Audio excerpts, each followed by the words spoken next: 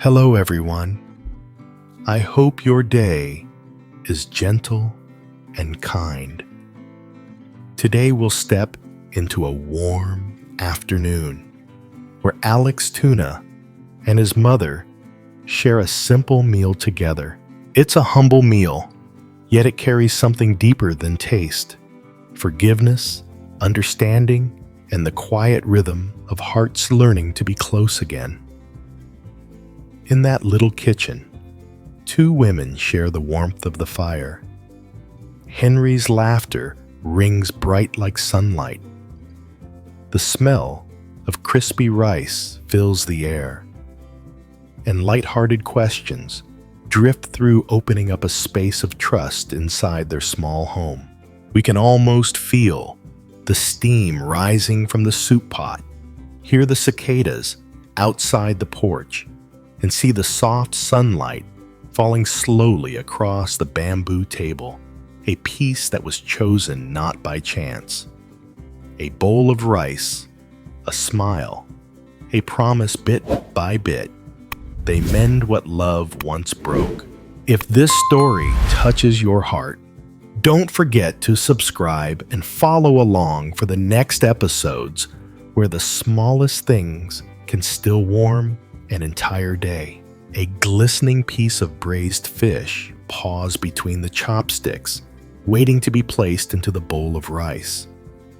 Alex's mother held her hand steady, gently picking up the fish and setting it into Tuna's bowl, the motion soft, like smoothing out a wrinkle on fabric. "Eat, dear. You've lost weight," she said. "Thank you," Tuna replied. Her voice was calm, though her breath caught for just a moment. Steam rose from the rice.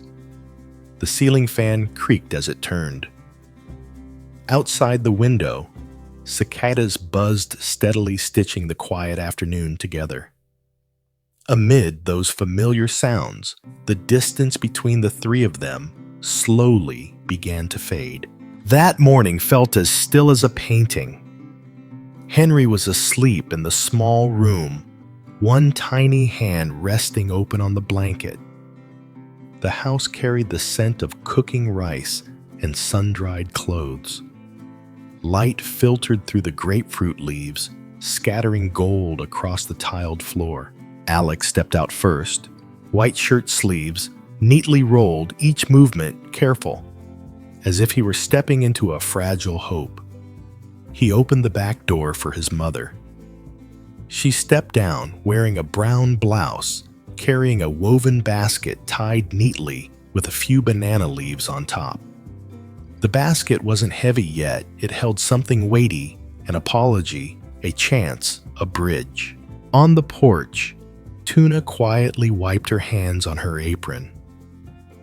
The scar beneath her knee, once a cut from the past, was now just a faint dot where time had long passed through. The older woman stepped into the yard, sunlight brushing across her brown blouse, leaving a thin glimmer on the basket tied with banana leaves. Their eyes met, one cautious, the other kind. That brief moment carried something gentle, like warmth, finally finding a place to rest after many seasons of wind. Inside the bamboo floor gleamed a folded blanket, sat neatly by the small bed, and a vase of grapefruit blossoms stood by the window, where the morning light painted soft golden streaks across white petals. The space was simple, yet enough to make anyone who entered feel a quiet sense of belonging. Alex silently set the basket down on the table, then stepped back just enough for the two women to feel each other's presence without words. Inside the basket were humble gifts from home: pickled eggplants, dried shrimp, and a jar of braised fish with its rich golden sauce, a quiet offering from the heart.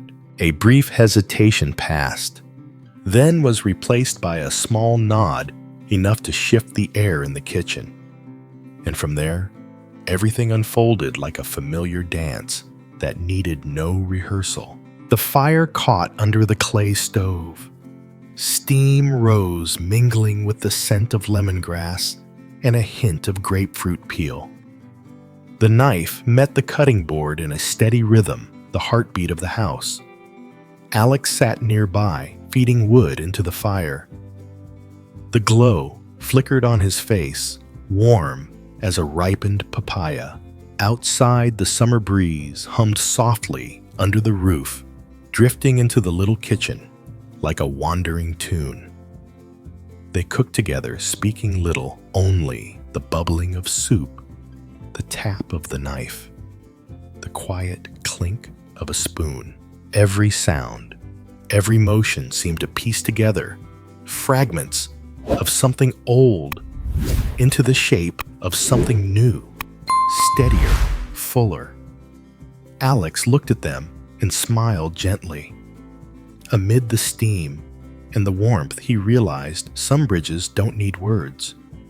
They only need breath and the will to understand. At noon, the bamboo table shone like a streak of sunlight held still. The grapefruit soup sparkled.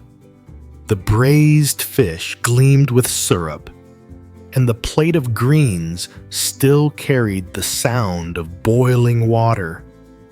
A small dish of red chilies sat bright as a flag with no wind. The fan carried the scent of warm rice around the house, stirring up gentle memories that had long been asleep. From the small bed, Henry's steady breathing rose and fell like a quiet rhythm. They sat down. Alex chose a seat across from them, like someone learning to witness something fragile unfold before his eyes. The soft clink of bowls wasn't silence. It was listening, a simple motion, a piece of fish falling softly into Tuna's bowl, opened doors that had been closed for years. The mother's hand brushed lightly, passing on comfort that needed no name. A slow smile spread at the corner of Alex's lips, like sunlight finally finding its place on a familiar wall. Outside, sunlight pressed heavy on the leaves. Trees swayed gently. Inside, the golden light slid across each face, patient tender. The meal ended with a wisp of tea thin as smoke. A thought held in the heart for so long was finally placed on the table like a cup now full, that the joy of sharing a meal had returned. And the reply came soft as wind. When the heart is calm, everything tastes deeper. The steady song of cicadas filled the air just enough. Henry turned in his sleep. His small breath drew all three gazes in the same direction. The weight of the day softened. He woke with a tiny yawn, then nestled into his grandmother's shoulder. His small hand reached for her sleeve as if learning the shape of trust. 2 little grains of rice flashed in his smile. His laughter rippled out warm, delicate enough to lift the whole room. They spread a mat on the porch. The afternoon light turned to honey. The garden breathed, the leaves whispered. The palm leaf fan swayed gently, its creak echoing an old rhythm of the kitchen fire. Cups of grapefruit leaf tea were poured. The sweetness didn't come from sugar, but from the way it was brewed, as if holding on to the last drop of sunlight. They laughed softly, afraid to disturb the surface of peace. Silence returned this time, settling in like an old friend who knew exactly where to sit. Henry crawled to the doorway, patting the bamboo floor. The gentle reminder slowly became a thread, keeping the rhythm steady. The wind brushed his hair. He turned back and smiled, and all the guardedness melted like sugar in warm tea. The mother looked at the two grown children before her, one who had weathered storms, one learning to stand in calm. Her eyes carried the scent of rice soap and fruit peels. There she quietly marked the road they had traveled and the gentleness they had found again. The tea slowly emptied, leaving honey-colored rings on the tray. Inside, the clean dishes caught the last of the afternoon light. The house seemed to exhale lighter unhurried. As the breeze shifted, the mother stood smoothing her blouse as if stitching the moment closed. A promise for the next meal was set not to repay, but to continue so the table wouldn't grow cold after a warm gathering. A dog barked once, outside, then fell silent. On the porch, Henry drifted between waking and sleep, his eyes glazed with honeyed light.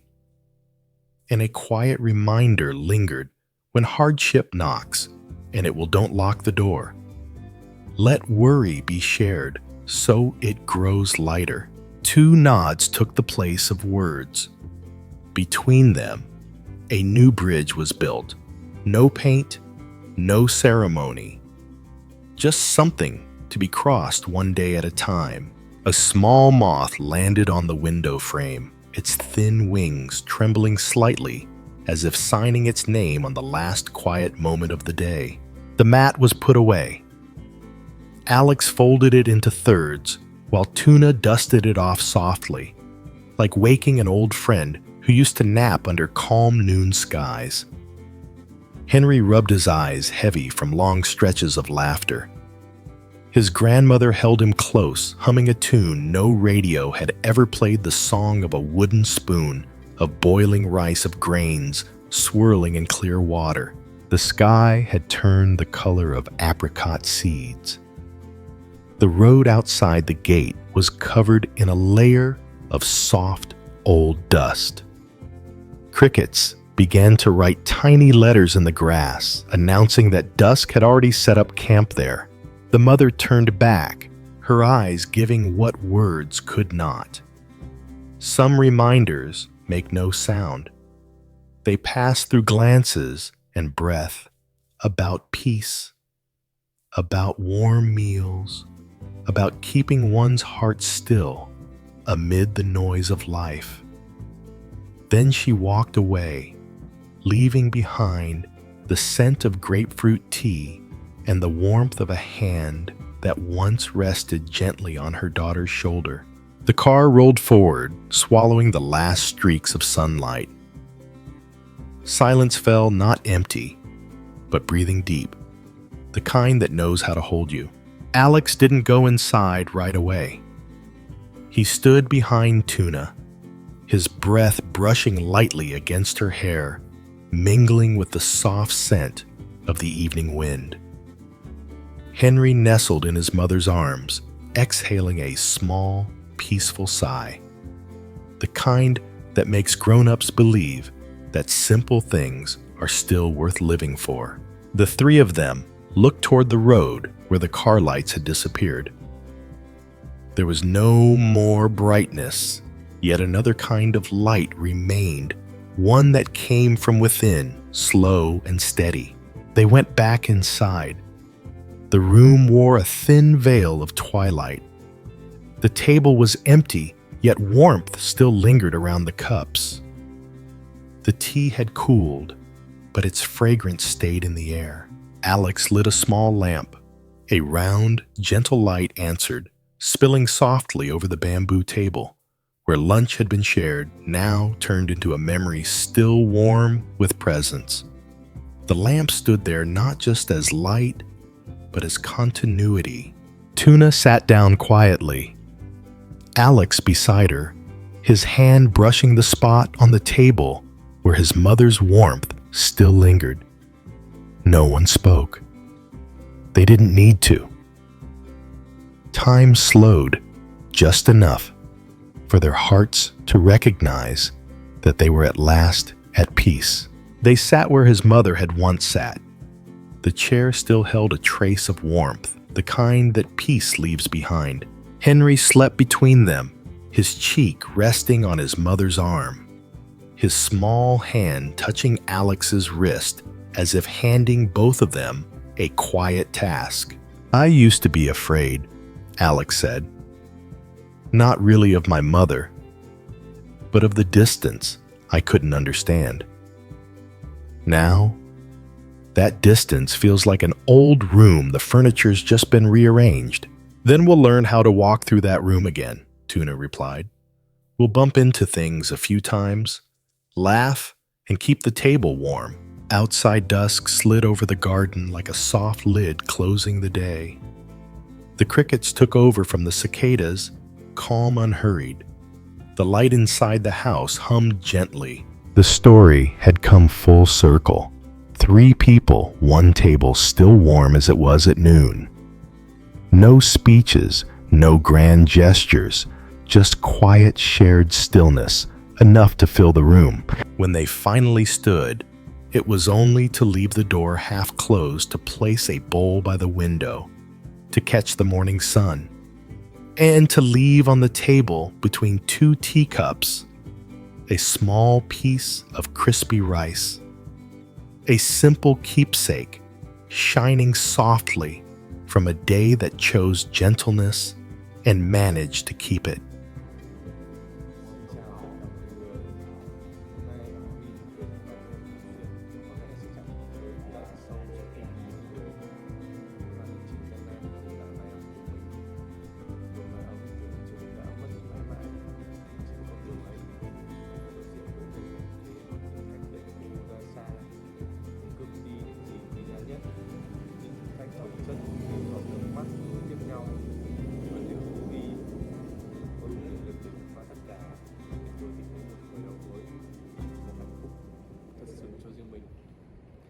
Câu chuyện này không chỉ là của Tú Bi mà còn là của những ai có nơi và chiến đấu để bảo vệ cái yêu và niềm tin và anh cùng ở lại cuối để giữ chủ quyền cho cái tình yêu ấy, và biết đâu bạn sẽ có một phần của chính mình trong câu chuyện này.